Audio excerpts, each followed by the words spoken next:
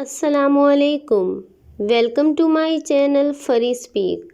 دوستو، آج کی یہ میری کہانی کسی کی زندگی پہ گزری ہوئی ایک سچی اور سبق آموز کہانی ہے۔ کہانی سننے سے پہلے میری گزارش ہے کہ آپ میرے چینل کو سبسکرائب کر دیجئے اور ساتھ میں دیے گئے بیل آئیکن کو پریس کر کے آل نوٹیفیکیشن بٹن کو سلیکٹ کر دیں۔ میں ایک سرکاری ہسپتال میں بطور نرس کام کرتی تھی۔ مردانہ وارڈ میں ایک مریض کو داخل کیا گیا۔ وہ ایمرجنسی میں یہاں لایا گیا تھا۔ اس کا نام عمران تھا۔ عمر اس کی 18 سال تھی اور بے حد وہ حسین و جمیل نوجوان تھا۔ میں دیکھتے ہی اس پر فدا ہو گئی۔ کسی اعلیٰ گھرانے کا چشم و چراغ لگتا تھا۔ اس وقت اس کی حالت بہت خراب سی لگ رہی تھی۔ سیر کرتے ہوئے کسی زہریلے کیڑے نے کاٹ لیا تھا جس سے اس کا سارا جسم سیاہ پڑ گیا تھا اور زندگی کو خطرہ لاحق ہو گیا تھا۔ 1 ماہ وہ وارڈ میں داخل رہا۔ بخار اترنے کا نام ہی نہیں لے رہا تھا۔ خدا خدا کر کے اس کی حالت سنبھلی اور وہ صحت یاب ہو گیا۔ اس دوران میں نے دل و جان سے اس کی تیمارداری کی کیونکہ عمران کی صورت میرے دل میں بس گئی تھی۔ اب مجھے ایک بار اسے دیکھے بغیر چین بھی نہ آتا تھا۔ ان دنوں میری عمر 25 سال تھی۔ وہ مجھ سے 6-7 سال چھوٹا تھا، لیکن جذبہ عشق عمر کے فرقوں کو نہیں مانتا۔ یہ مرض اگر انسان کو لاحق ہو جائے پھر اس سے بچنا ممکن نہیں۔ سنا ہے کہ کم عمر دلہا کم ہی زندگی کا ساتھ نبھاتے ہیں۔ وہ سچے جیون ساتھی ثابت نہیں ہوتے۔ یہ حقیقت جانتے ہوئے بھی میں عمران کی شریک حیات بننے کی آرزو میں تھی۔ جس روز وہ ہاسپٹل سے ڈسچارج ہو کر جا رہا تھا، میری آنکھوں میں آنسو تھے۔ اس نے مجھے خداحافظ کہا اور میری خدمت کے صلے کے طور پر 500 روپے دینا چاہے تو میں نے رقم لینے سے انکار کر دیا۔ جدائی کے تصور سے آنسو میرے رخساروں پر بہنے لگے۔ مجھے روتا دیکھ کر وہ حیران ہو گیا۔ پہلی بار اسے احساس ہوا کہ میں اس سے پیار کرنے لگی ہوں۔ تب اس نے کہا، روتی کیوں ہو زینت؟ میرا فون نمبر رکھ لو، جب دل چاہے بات کر لینا۔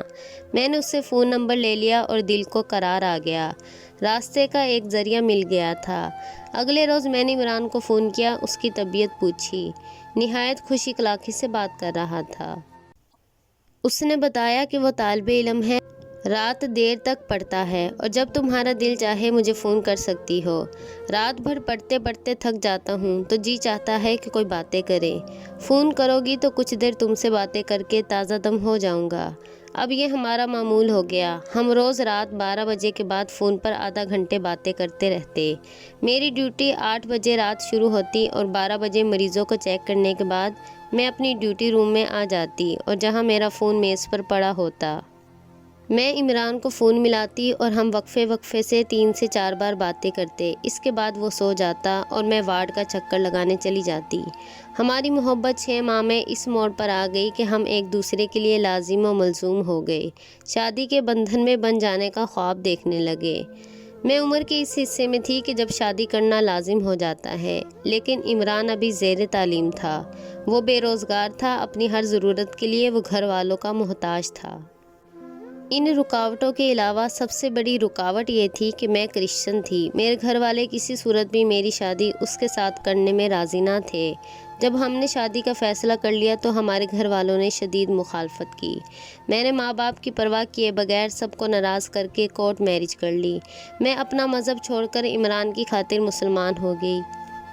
لہٰذا والدین اور رشتہ داروں نے ہمیشہ کے لیے مجھ سے ناطہ توڑ دیا۔ کورٹ میرج سے چند روز پہلے اسپتال کے ایک ڈاکٹر سے یہ کہہ کر میں نے کوارٹر الاٹ کروا لیا تھا کہ نکاح کے بعد گھر جانے کے بجائے میں خوبرو دلہا کو لے کر کوارٹر میں منتقل ہو جاؤں گی۔ والدین نے ناطہ توڑا تو میں نے بھی پلٹ کر نہ دیکھا، کیونکہ میں عمران کے ساتھ خوش تھی۔ ہم ہنسی خوشی اپنی ازدواجی زندگی بسر کر رہے تھے۔ عمران نے FSC کا امتحان ہی دیا تھا کہ وہ میرے ساتھ شادی کے چکر میں پڑ گیا۔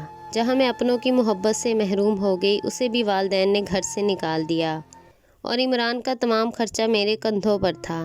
میں نے اسے تسلی دی کہ تم فکر نہ کرو، جب تک تمہاری تعلیم مکمل نہیں ہو جاتی اور تم ڈاکٹر نہیں بن جاتے اس وقت تک میں تمہیں سپورٹ کرتی رہوں گی۔ اس کا ارادہ ڈاکٹر بننے کا تھا، لیکن عشق نے اس کے خواب کو چکنا چور کر کے رکھ دیا۔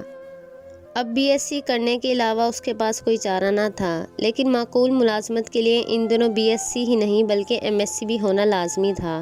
یوں ہی آدمی تعلیم کے بغیر کچھ بھی نہیں۔ BSc کے بعد اس نے یونیورسٹی میں داخلہ لے لیا۔ اس طرح وہ سارا دن پڑھنے میں اور میں ہاسپٹل کی ڈیوٹی میں گزار دیتی۔ روز محنت، مشقت اور تنگ دستی برداشت کرتی رہی۔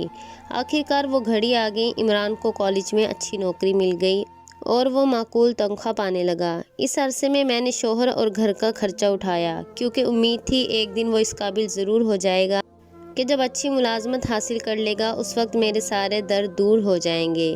انسان امید کے سہارے کٹن وقت گزار دیتا ہے، کبھی تو اچھے دن آئیں گے۔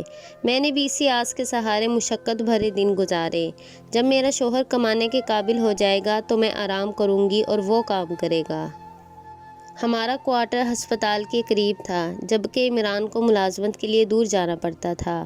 ایک دن اس نے کہا، زینت اگر میرے پاس موٹر سائیکل ہو تو گاڑیوں کے دھکے کھانے سے بچ جاؤں گا، وقت بھی اس قدر برباد نہ ہوگا۔ میرے پاس سونے کا ایک سیٹ تھا جو کبھی پیسے جوڑ کر بنوایا تھا، وہ بیچ کر اسے موٹر سائیکل لے دی تاکہ میرے محبوب کو سفر میں تکلیف نہ سہنی پڑے۔ مجھے نہیں معلوم کہ اس نے اپنے گھر والوں سے صلح کر لی، لیکن اب وہ روز ڈیوٹی پر جاتا اور واپسی پر اپنے والدین کے پاس چلا جاتا اور رات کو لیٹ آتا۔ اس نے یہ بات مجھ سے پوشیدہ رکھی، اپنی تنخواہ کا زیادہ تر حصہ والدین کو دیتا، باقی رقم خود خرچ کر لیتا۔ میں پہلے کی طرح گھر کا خرچہ چلاتی رہی۔ میں اس سے گلہ نہ کرتی کہ پیسے کہاں پر خرچ کرتے ہو، دراصل اپنے گھر کا سکون برباد نہیں کرنا چاہتی تھی۔ کیا خبر تھی کہ میرے آنگن پر بجلی گرنے والی ہے۔ رفتہ رفتہ عمران کے گھر والوں نے مجھ سے رابطہ کیا، آخر وہ ان کا بیٹا تھا۔ وہ لوگ اس کی دوسری شادی کی تیاریاں کرنے لگے۔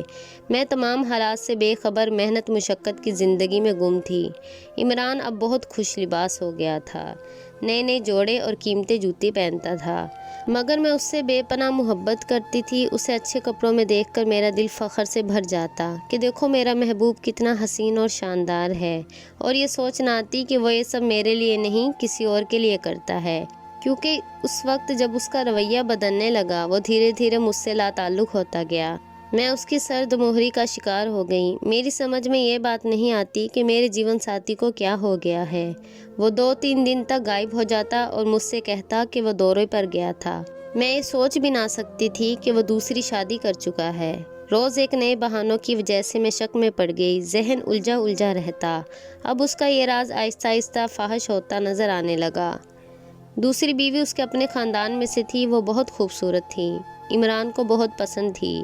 1 سال بعد ان کے ہاں بیٹی ہو گئی، جبکہ میں ابھی تک شوہر کی دوسری بیوی سے لا علم تھی۔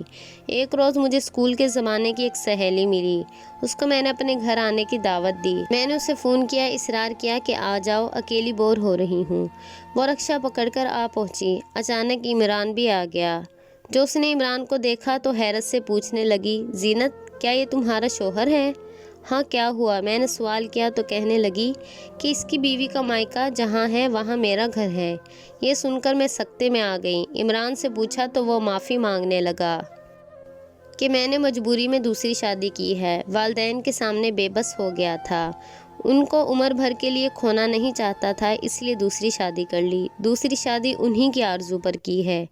کیا بتاؤں اس وقت میرے دل کی کیا حالت ہوئی، جی چاہتا تھا کہ زمین پھٹ جائے اور میں اس میں سما جاؤں۔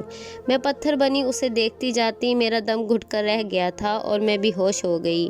میں نے عمران سے علیحدگی کا فیصلہ کر لیا، لاکھ اس نے منت سماجت کی، میرے سب خواب پتھر ہو گئے تھے۔ عمران نے بہت کہا کہ طلاق اس مسئلے کا حل نہیں، طلاق کا نام مت لو، جانتی نہیں ہو کہ معاشرے میں طلاق یافتہ عورت کو کس نظر سے دیکھا جاتا ہے۔ لیکن میں پھر بھی راضی نہ ہوئی، کیونکہ میرا یقین پوری طرح ٹوٹ چکا تھا۔ میں نے اسے جھٹلا دیا کہ دوسری شادی تم نے کی ہے، میں نے نہیں، دھوکہ تم نے دیا ہے، میں نے نہیں دیا۔ پھر لوگ کیوں مجھے اچھی نظر سے نہ دیکھیں گے؟ لوگوں کو چاہیے کہ تم کو بری نظر سے دیکھیں۔ میری نظر میں عمران مجرم تھا، اس نے مجھ سے بے وفائی کی اور چھپ کر شادی کی تھی۔ بھلا معاشرہ مجھے طلاق یافتہ ہونے کی سزا کیوں دے گا؟ سزا تو میرے جیون ساتھی کو ملنی چاہیے تھی، مگر میری یہ بھول تھی۔ میرے بے وفا شوہر نے سچ کہا تھا۔ جب میں نے اس سے ضد کر کے طلاق لی تو معاشرہ اس کی بجائے مجھے الزام دینے لگا۔ ہر شخص کے لبوں پر یہی قصہ تھا کہ زینت نے نبھائی تو کیا، آخر طلاق ہی لے لی، یہ خراب عورت ہے، راتوں کو ڈیوٹی کرتی ہے، بھلا ایسی عورت سے شوہر کب تک نبھا سکتا ہے۔ محبت کی شادی کا یہی انجام ہونا تھا، عمر میں بھی تو شوہر سے بہت بڑی تھی، پہلے کیوں نہ سوچا، اولاد بھی نہ ہوئی۔ میں باتیں بنانے والوں کو کیا بتاتی کہ اولاد ہونے پر پابندی بھی میرے محبوب نے ہی لگائی تھی۔ اس کا کہنا تھا کہ ابھی تم نوکری کرتی ہو اور میں نے ہر حال میں تعلیم مکمل کرنی ہے، تو بچہ کون پالے گا؟ جب میں کمانے لگوں گا تو تم نوکری چھوڑ کر گھر بیٹھ جانا اور بچوں کی سکون سے پرورش کرنا۔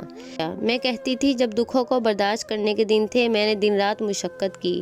جب عمران کمانے کے قابل ہوا میرے آرام کا پل آیا، لیکن اس وقت گھر کی مالکن دوسری عورت بن گئی، یہ کہاں کا انصاف ہے۔